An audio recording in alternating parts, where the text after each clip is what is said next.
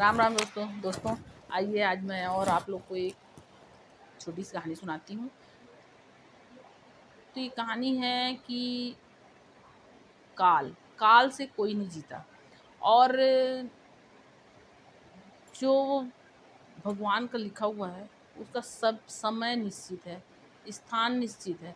मतलब कुल मिला के इंसान जो इस दुनिया में आया है उसका जाना भी निश्चित है। और उसका जाना तो निश्चित है लेकिन समय जगह परिस्थिति सब निश्चित है।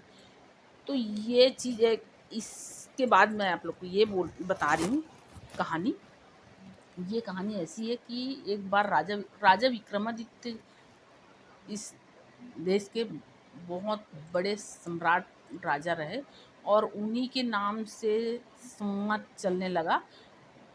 तो वो विक्रमादित्य राजा एक बार अपने राज्य में भ्रमण करने निकले, देखने की मतलब मेरी प्रजा कैसे सुखी है दुखी है, क्या है, किसको क्या तकलीफ है, ये सब जानने के लिए वो निकला करते थे। और निकले निकले उस दिन वो चलते चलते एक मतलब अब वो रात को निकले थे लेकिन अब वो उनको चलते चलते ही थोड़ा उजाला होने लग गया। अब उजाला होने लग गया तो देखे कि वो एक जंगल के पास पहुंच चुके थे। अब वो देखे कि उस जंगल में थोड़ा थोड़ा रोशनी मतलब थोड़ा थोड़ा उजाला होने लग गया था। तो देखे कि एक नौजवान युवक जो है कुल्हाड़ी लेके और उस जंगल में घुसा और एक पेड़ के ऊपर चढ़ गया लकड़ी काटने के लिए। लेकिन जब वो लड़का उस जंगल के उस पेड़ में चढ़ा लकड़ी काटने, उसी समय एक रीछ जो है वो भी दौड़ते दौड़ते उस पेड़ के ऊपर चढ़ गया। राजा ये देख के बड़ा आश्चर्यचकित हो गया कि रीछ पेड़ पे कैसे चढ़ सकता है। लेकिन अब राजा आश्चर्य से उस दृश्य को देखता रहा। अब ये ऐसा हुआ जैसे ही वो नवयुवक उस रीछ को पेड़ में चढ़ते और अपने तरफ आते देखा तो बहुत जोर से घबराया और घबरा के और उस पेड़ की डंगाली उसके हाथ से घबराहट में पेड़ की डंगाली उसके हाथ से छूट गई। लड़का नीचे गिरा और उसकी मृत्यु हो गई। अब उसके बाद वो जो रीछ है वो भी उतरा वहां से और उतर के और थोड़े दूर जाके एक कुआं में के चबूतरे में बैठ गया। और वो चबूतरे में वो रीछ बन के नहीं बैठा, वो रीछ जो है वो अब एक सुंदर स्त्री बन गया और सुंदर स्त्री बन के उस कुआं के पाट में बैठ गया। अब वहाँ पाट में कुएं के पाट में बैठा हुआ है राजा, लेकिन उसका पीछा कर रहा है, उसके पीछे पीछे राजा चलते जा रहे हैं।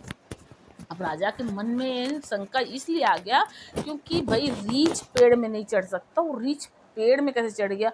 ये सोच के राजा जो है वो उसका पीछा करने लग गए थे। तो अब राजा उसके पीछे पीछे थोड़ी दूरी बना के अब वो कुएं के पाट में सुंदर स्त्री बन के बैठ गई। अब वहाँ उस राज्य के ही सिपाही दोनों संयोगवश दोनों भाई थे और दोनों उस राज्य के सिपाही थे और दोनों मतलब अपना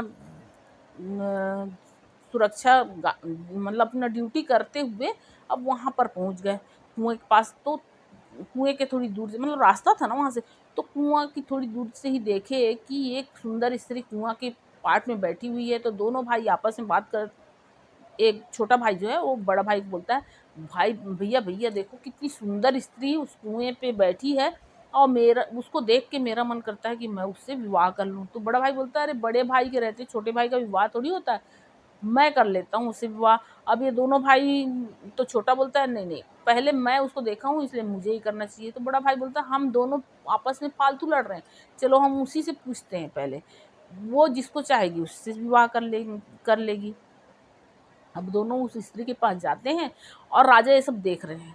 अब वो दोनों स्त्री के पास जाते हैं, वो स्त्री से पूछते हैं आप यहाँ क्यों बैठी हैं। और वो बोलती है कि मैं अपने पति के खोज में यहाँ बैठी हूँ।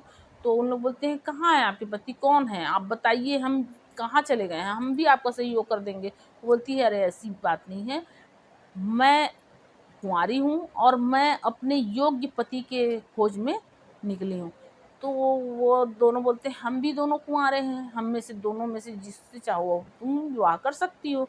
तो बोलती है हाँ मैं विवाह तो करूँगी लेकिन तुम दोनों में से जो ज़्यादा वीर होगा उससे ही मैं विवाह करूँगी। वो दोनों अब इस बात में अपनी अपनी वीरता दिखाने के चक्कर में लड़ने लगते हैं दोनों भाई आपस में। अब लड़ते लड़ते ऐसा हो जाता है कि दोनों तलवार निकाल लेते हैं और दोनों एक दूसरे के पेट में तलवार घुसा देते हैं, दोनों वहीं मृत्यु को प्राप्त हो जाते हैं। अब वहां से वो राजा देख ही रहे हैं। अब वहां से वो जो सुंदर स्त्री रहती है ना, वो अब सुंदर स्त्री नहीं रहती है, अब वो सांप बन जाती है और नाग बन के और सरसराते हुए चली जाती है नदी की तरफ। अब वो नदी के राजा भी पीछे पीछे लगे रहते हैं। अब नदी में जाके और नदी किनारे खड़ी रहती है। जब वहां देखती है कि एक नाव चले आ रहा है तो फट से उस नदी में छलांग लगा देती है। अब राजा भी देख रहे हैं, नदी के किनारे खड़े होकर ये सब दृश्य देख रहे हैं। अब वो नदी में छलांग लगाती है और वो जब नाव थोड़ा पास आता है तो उस नदी से उस नाव में छलांग लगा देती है। अब वो जब नाव में छलांग लगाती है तो उसमें बहुत सारे लोग बैठे रहते हैं। नाग घुस गया तो वो उतना लोग सब डर के मारे पूरा वो मच जाता है, मतलब भगदड़ मच जाता है नाव में। और भगदड़ मचने के कारण नाव पलट जाती है और बहुत लोग तो कूद ही जाते हैं। अब जिनको तैरना आता है वो तैर के निकल जाते हैं, बाकी लोग उस नदी में डूब के मर जाते हैं।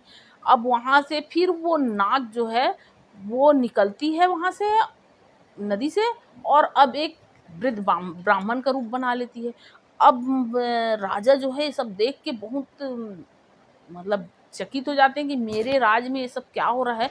तो अब राजा सोचते हैं कि आगे क्या करें। तो जब राजा उस ब्राह्मण को देखते हैं तो सोचते हैं कि ये सही समय है इस ब्राह्मण से सच्चाई जानने का।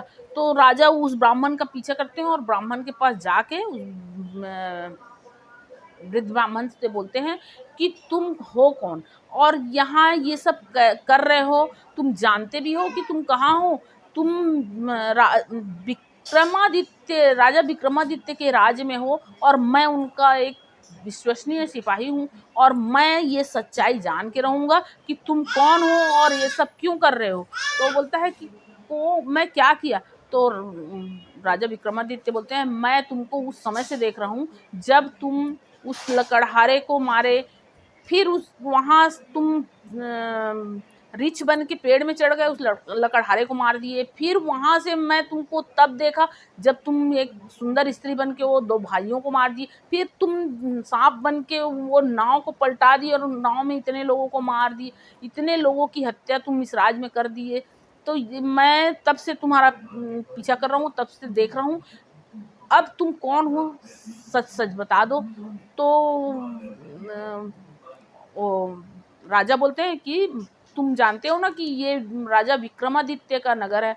तो वो बोलता है काल, मैं जानता हूँ कि मैं राजा विक्रमादित्य के नगर में हूँ और मैं ये भी जानता हूँ कि आप ही विक्रमादित्य हैं, राजा विक्रमादित्य आप ही हैं। तो और राजन आप मुझे नहीं मार सकते, हाँ अपितु मैं एक दिन आपको मरने के लिए जरूर मजबूर कर सकता हूँ। तो ये सब सुन के राजा को लगता है ये कोई ऐसा वैसा इंसान तो है नहीं, ये इस भेष में भी मेरे को पहचान गया और ऐसा बोल रहा है। तो फिर राजा बोलते हैं ऐसे कैसे मैं मतलब तुम मेरे को मरने के लिए मजबूर कर सकते हो। तब फिर वो बताता है कि जब समय आएगा तो मैं मतलब काल हूँ और मैं हर किसी का ये जानता हूँ कि कब और कैसे और कहाँ किसको मरना है और मेरे को भेजा जाता है। सब समय निश्चित है, मेरे को भेजा जाता है, मैं वहां जाके और इंसान को का मैं जो भी है वो कर देता हूँ, मतलब उस समय का सही उपयोग करता हूँ। तो और हाँ, और मैं उस लड़के को नहीं मारा, वो लड़का का वहाँ मौत लिखा था, वो लड़का का हाथ से डंगाली छूटा और वो मर गया। और उन दोनों भाइयों को भी मैंने नहीं मारा, वो दोनों आपस में मर गए। और यहाँ सांप बन के मैं उनके लिए गया लेकिन मैं किसी को नहीं मारा, वो सब पानी में डूब के मर गए। और राजा तो राजा बोलता है अच्छा तो तुम ये सब जानते हो तो तुम ये भी जानते होगे कि मैं कब और कैसे मरूंगा।